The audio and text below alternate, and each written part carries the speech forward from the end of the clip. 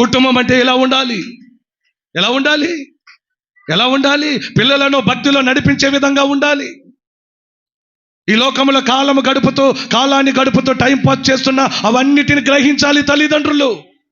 మన పిల్లలు ఏ చోట ఉంటున్నారో, ఎవరి సహవాసంలో ఉంటున్నారో, ఎవరి స్నేహంలో ఉంటున్నారో, ఎట్టుపోతున్నారో, ఏ చెడు నడిపిస్తున్నారో అవి గ్రహించు వారే తల్లిదండ్రులు.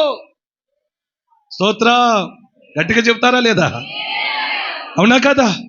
నువ్వు ఏడుస్తూ ఉంటే నీ ఏడుపును చూడలేక గర్భఫలం ఇచ్చాడు దేవుడు నీకు. ఒక పిల్లనిచ్చాడు ఆయన, బిడ్డలనిచ్చాడు. వారిని ఎలా పెంచాలి అనేది నువ్వు గ్రహించాలి. ఏ చెడు సహవాసాలతో వెళ్తున్నారో గమనించు. తప్పిపోయిన కుమారుడు బుద్ధి ఎలాంటిది? తప్పిపోయిన కుమారుడి యొక్క ఆలోచన ఎలాంటిది? తప్పిపోయిన కుమారుడి యొక్క మనస్థితి ఎలాంటిది అంటే, తన తండ్రి కంటే గొప్ప వ్యాపారం చేసి తండ్రి పేరు కంటే గొప్ప పేరు తెచ్చుకోవాలని లోకముల సమాజంలో నేను వెలిగిపోవాలనుకున్నాడు. ఎవరికంటే? తండ్రి పేరు తన పేరు కాదా? చెప్పరండి. తండ్రి పేరు తన పేరు కాదా? తండ్రి గొప్పతనం తన గొప్పతనం కాదా? ఏమండి? కానీ ఏమనుకున్నాడు తెలుసా? నేను గొప్ప వ్యాపారం చేస్తా, నాకు రావలసిన ఆ రాబడిని తీసుకొని పంచుకొని వెళ్ళిపోతాను, గొప్ప వ్యాపారం చేసుకుంటాను, వృద్ధి కలిగి ఉంటాను, పేరు కలిగి ఉంటాను, నా తండ్రి కంటే గొప్పవాడిని అయిపోతాను అని పరుగులు తీశాడు. కానీ వెళ్ళినట్లుగా జరగలేదు. దుర్వ్యాపారములో సైతాన్ గడు ఊడుకుంటాడా? ఇలాంటి మనస్సు కోసమేగా కాచుకున్నది వాడు.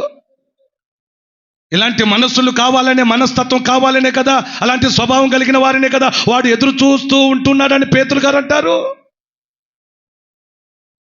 స్తోత్ర. అవునా కాదా? చెప్పరండి. అందుకే నిబ్బరమైన బుద్ధి గలవారై మెలకుగా ఉండుడి అంటాడు ఆయన. మెలకుగా ఉండండి. సాతానుగాడు ఎటుంచి వాడు దారి చూసుకొని వస్తాడో జాగ్రత్తగా ఉండండి. నీ మనసులో దేవునిపై ఆనుకొని ఉండండి. నీ హృదయంలో ఉన్న సమస్తాన్ని, కల్మషాన్ని అన్నిటినీ తుడిచివేయండి. ప్రశస్తమైన ఆయన రక్తములో మీరు కడగబడాలి.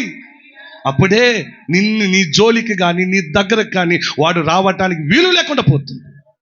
అప్పుడు నీ చుట్టూ దేవదూతల సమూహం ఉంటుంది. ఆమేన్. గట్టిగా చెప్దామా ఆమేన్? బయట ఉన్నవారు కూడా హల్లెలూయా.